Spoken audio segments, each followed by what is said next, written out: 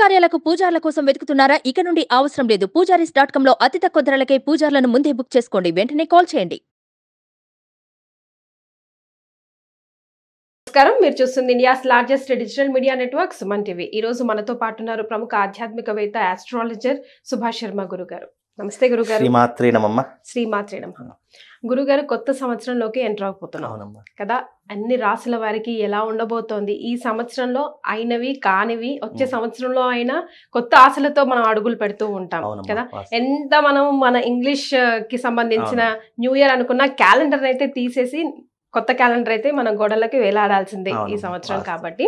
అయితే రాశి ఫలాల గురించి మనం విరివిరిగా చెప్పుకునే ముందు గురుగారు, జనరల్ గా అయితే మనం ఎవరి ఆస్ట్రాలజీని వారి జాతకం ప్రకారం వేస్తాం. అంటే పుట్టిన తేదీ, టైం, ప్లేస్ అవన్నీ ఇన్ జనరల్ గా చెప్పేటప్పుడు అందరికీ అది 100% ఆపాదిస్తుందా?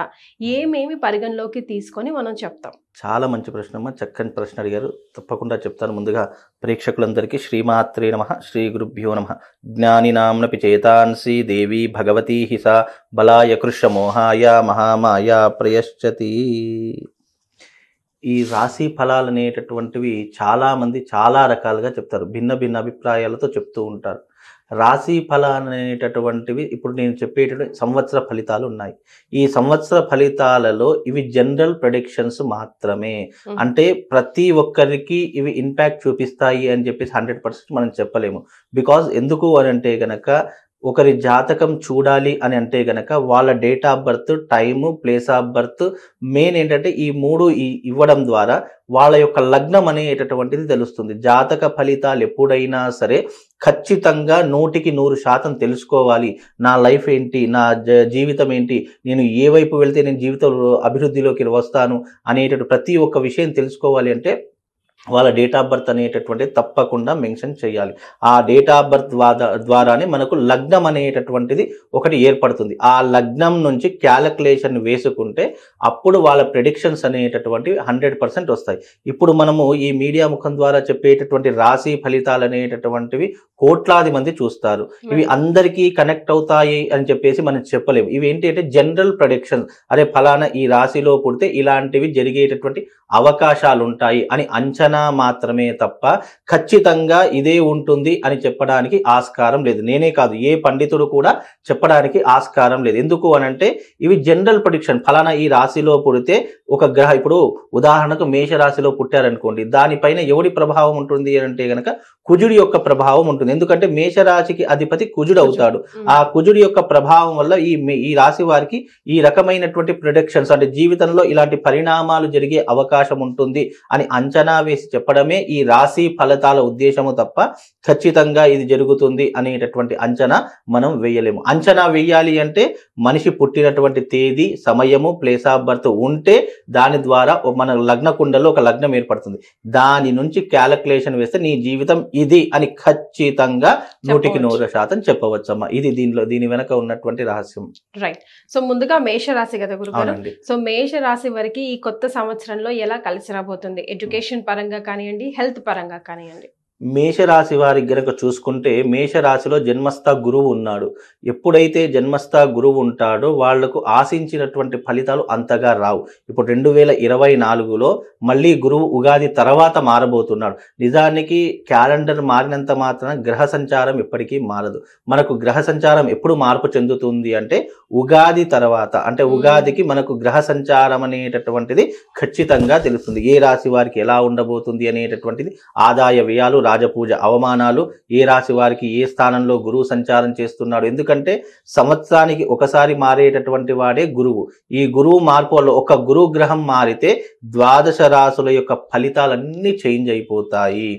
అంత విశేషమైనటువంటిది ఈ గురు సంచారం. ఎందుకంటే గురువు దేనికి కారకుడు అంటే ఫైనాన్షియల్ రంగానికి కారకుడు.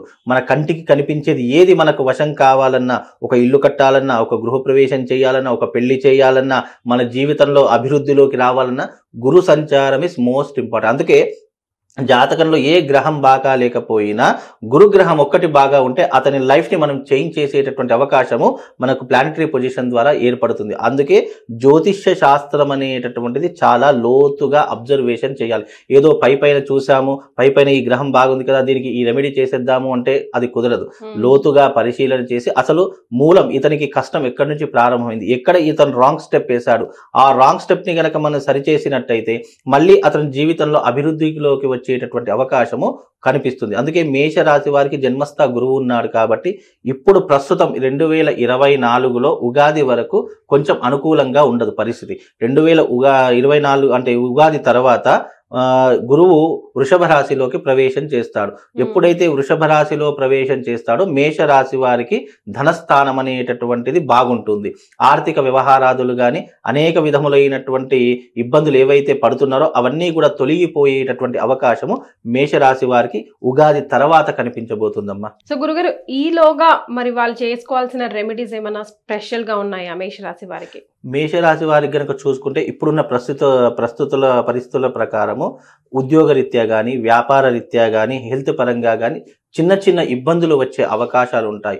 ఎప్పుడూ అప్పు చేసుకోలేనటువంటి వారు కూడా అప్పుల ఊబిలో కూడుకుపోయేటటువంటి అవకాశాలు ఏర్పడుతూ ఉంటాయి. కనుక మేషరాశి వారు కాస్త జాగ్రత్తగా వ్యవహరించాలి. ఎవరికి పడితే వారికి షూరిటీ ఉండకూడదు. ఎందుకంటే మంచితనానికి పోయి చేతికి చిప్ప తెచ్చుకొని వచ్చేటువంటి అవకాశం మేషరాశి వారికి చాలా ఎక్కువగా ఉంటుంది. ఎందుకంటే ఇతరులకు మంచి చేద్దామనేటటువంటి ఒక అభిప్రాయంతో వాళ్ళు ఏం చేస్తారంటే ఎవరికి పడితే వారికి షూరిటీ ఉండడం కానీ లేదా నమ్మి డబ్బులు ఇవ్వడం కానీ. ఎందుకంటే చాలా మంది ఇట్లా నమ్మి డబ్బులు ఇస్తారు, అయ్యో చాలా రోజుల నుంచి తెలుసు కదండి ఒక ₹1,00,000 అవసరం పడిందని టక్కని తీసి ఇచ్చేస్తుంటారు. మళ్ళీ అవి తిరిగి రాబట్టుకోవడం అనేటటువంటిది మేషరాశి వారి జాతకంలో ఉండదు. కనుక మేషరాశి వారు ఆర్థిక విషయంలో కానీ ఆరోగ్య విషయంలో కానీ చాలా జాగ్రత్త వహించాలి. లేదు అంటే తీవ్రమైనటువంటి పరిణామాలు ఇబ్బందులు ఎదుర్కోవాల్సినటువంటి పరిస్థితి ఏర్పడుతుంది. కనుక ఈ మేషరాశి వారు ఎవరైతే ఉన్నారో వాళ్ళు ఈ విషయాలలో జాగ్రత్తగా ఉండాలి. అదే రకంగా సినిమా ఇండస్ట్రీలో ఉన్నటువంటి వాళ్ళు ఉంటారు, వ్యాపార రంగంలో ఉన్నటువంటి వారు ఉంటారు, వైద్య రంగంలో ఉన్నటువంటి వారు ఉంటారు. ఇలా ఏ రంగంలో ఉన్నటువంటి వారికైనా సరే ఆర్థిక విషయంలో మాత్రం మేషరాశి వారు చాలా జాగ్రత్తగా ఉండాలి. ఫైనాన్షియల్గా ఇప్పుడు గనక వాళ్ళు గెటాన్ కాకపోతే గనక ఈ 2024లో ప్రతి నెల ఇక కష్టం అనేటటువంటిది వాళ్ళ జీవితంలో మొదలవుతూనే ఉంటుంది. అంటే వాళ్ళు విత్తనం బీజం వేసుకున్నట్టే ఇక అది మహావృక్షమై వాళ్ళ జీవితాన్ని నాశనం చేస్తుంది. అలా కాకుండా వాళ్ళు ఆర్థికమైనటువంటి విషయంలో డబ్బు లావాదేవీల విషయంలో చాలా జాగ్రత్తగా ఉంటే వాళ్ళ లైఫ్ అనేటటువంటిది హ్యాపీగా ఉంటుంది.